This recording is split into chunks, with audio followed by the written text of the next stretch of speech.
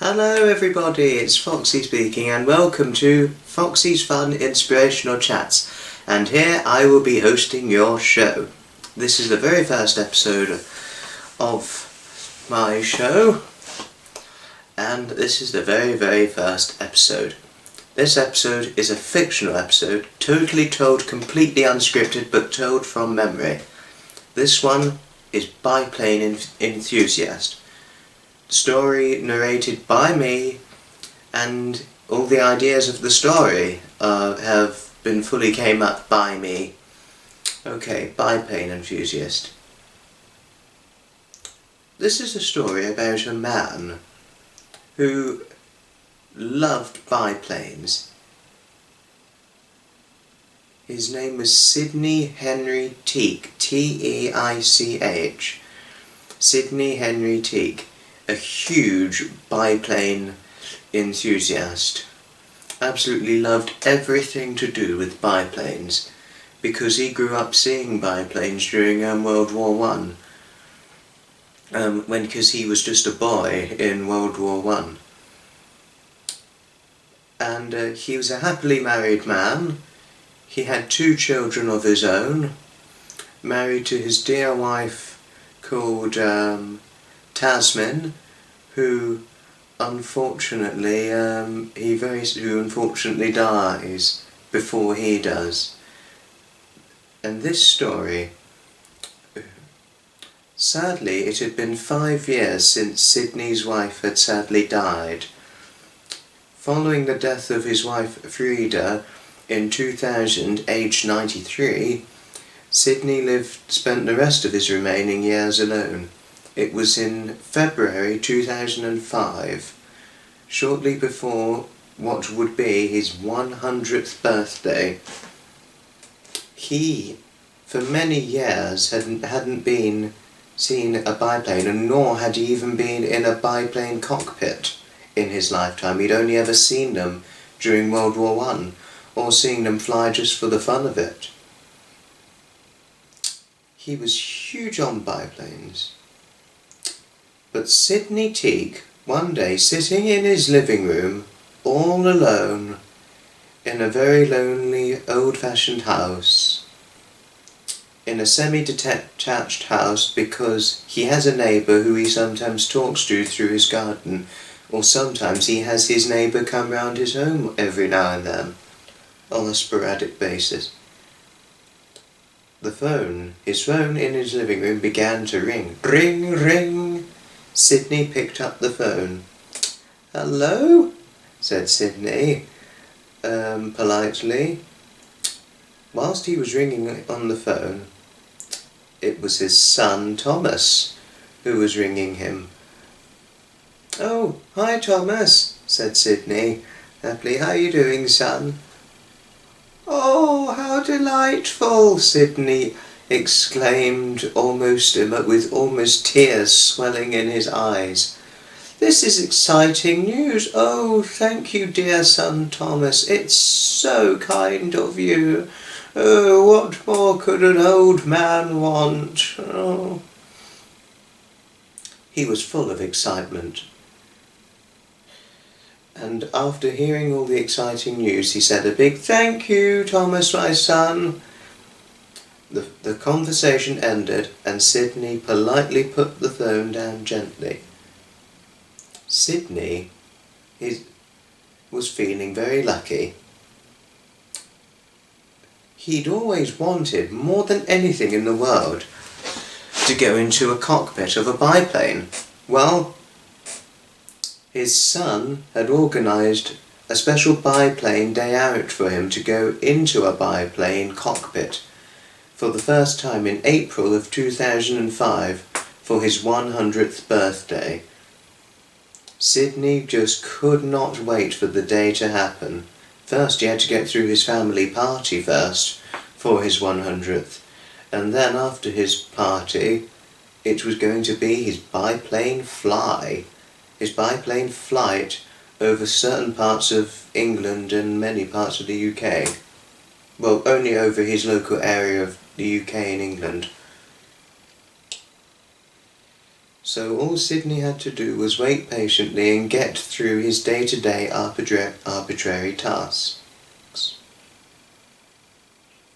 And also, with his calendar, he'd cross off every day with his marker pen until the day arrived, which he'd noted in his calendar, nailed up on his wall in his living room. One night as he fell asleep, Sydney happily said to himself in his head, I just can't wait to fly in a biplane. Biplanes are exciting, fun, tremendous, and also profound.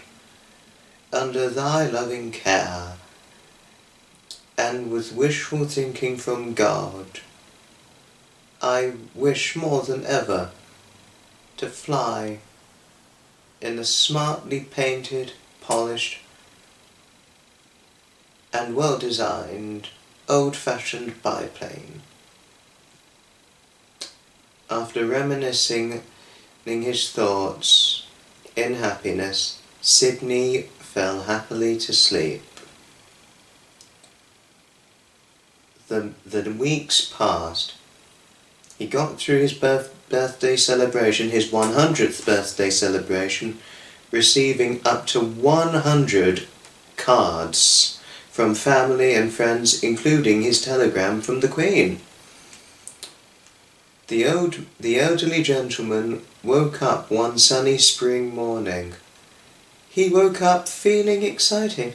Oh, I feel all excited, he said happily. I feel as excited as a young boy once again, or a little toddler who's full of energy. So he jumped into his walk-in shower, got washed, got himself dressed up, ready for the event, raced down the stairs, cooked up his porridge for breakfast, ate it up, and before long he heard a beep beep from outside of his home. It was his son Thomas in his car, since Sydney no longer drives due to old age. And Sydney unfortunately gave up driving once his wife, Frida, died, on the saddest note, but kept driving to a good age. But after seeing his son outside, Sydney walked happily towards his son's car, and his elderly son, 72-year-old Tom, was ready to take him to his big, eventful day. Driving over a mile and a half, following the road speed limits almost vitally, they arrived where the biplane was awaiting for them. Sydney could not believe his eyes once he arrived at the site. All his family were gathered round. His daughter, some of his grandchildren, and even some of his great-grandchildren were there to welcome him for his big day yet. And sitting behind them, looking like it's on a static display, but it wasn't, it was actually ready to go flying into the air, was a smartly painted and polished, old-fashioned, yellow and red biplane, painted saying Happy 100th Birthday Sydney Teague, 1905 to 2005, especially painted for him for his special birthday present yet. Sydney was so happy when he saw the whole thing, he thought he nearly cried. His face was nearly about to flood with happy tears. Oh, I am so thankful. Thank you all, my lovely family, he said emotionally, about to cry. A tear. Sydney was so happy and so tearful, one tear dropped down from his right eye down to his right cheek. He was feeling at his luckiest. The elderly gentleman didn't feel like an elderly gentleman on the very day. he was feeling like an excited little boy who has just seen his big birthday wish. Coming out from the biplane was a man dressed in a yellow flight suit and a leather-like cap with goggles on, with swimming goggles. He pulled the large swimming-like goggles up, and there was a very, very handsome and smartly dressed young man in a yellow flight suit, leather helmet, and large swimming-like goggles. Hello, sir," said the young man. "My name's John, and I am your pilot for today, Mr. Teak. Or is it Sidney Teak?"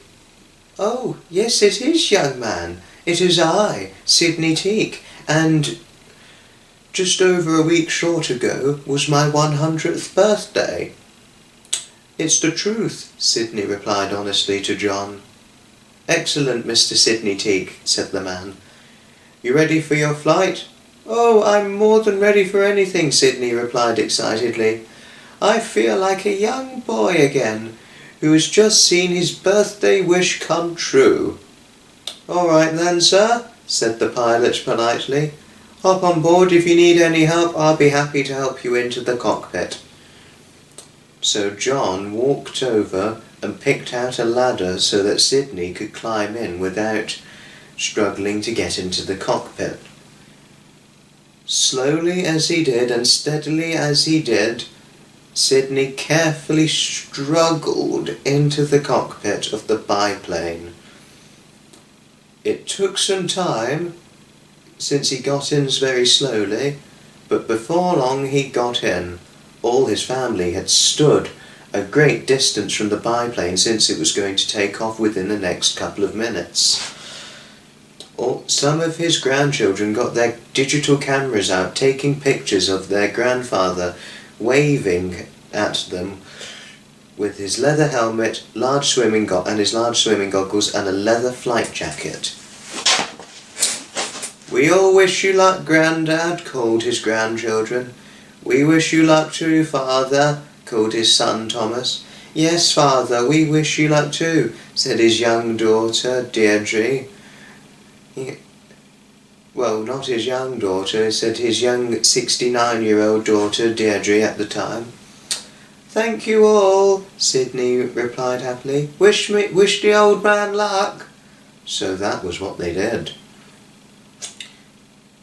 The biplane's engine began to splutter into action. Before long, the spluttery start became a full rev on, rum rum. The biplane's engine was intact and ready and running and roaring into action. And before long, the wheels began to slowly edge through the grass of the field where the biplane was currently standing before the takeoff.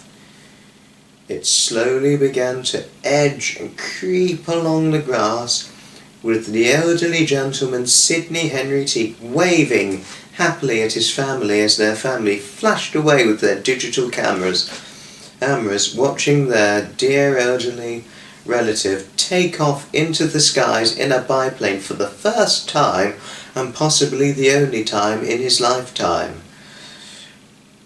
As the biplane slowly began to pick up speed, the engine revved and roared harder until it reached a top, very, very fast speed, and it took off into the air like a bird, and off into the sky it went.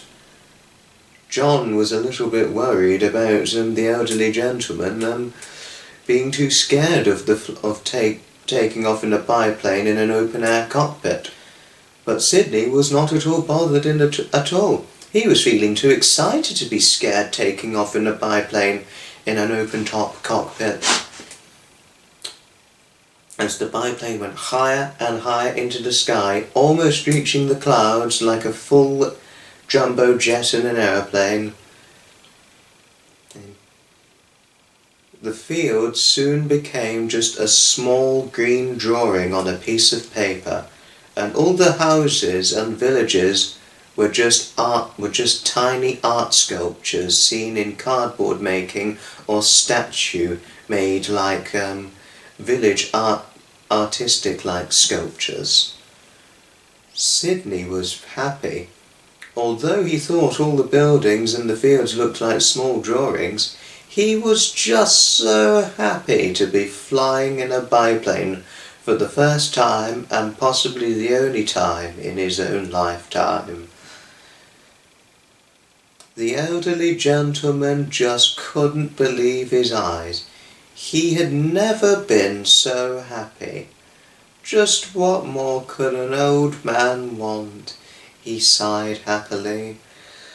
I wished I could do this again, but this is probably my only chance. I know I don't have a great deal of life left ahead of me, but this will be a moment to cherish, he said. He thought to himself happily. As the biplane drifted sweetly into the air, with the cool air buffeting, cool but freezing cold air buffeting onto him, but luckily he was warm and protected with his leather jacket, and John was protected with his warm yellow flight suit and their helmets and the goggles, since it can be very, very cold up into the air if you're flying in an open-air cockpit. The old man was just enjoying himself as the plane just flew like a confident bird through the sky. The old man was having the time of his life. John was really quite impressed. He was expecting Sydney to complain about the flying, but he didn't. Sydney was just too excited to be complaining or make vile and large complaints about the flight. He was just having the time of his life. As the plane soared through the sky, it was nearly soon time to land.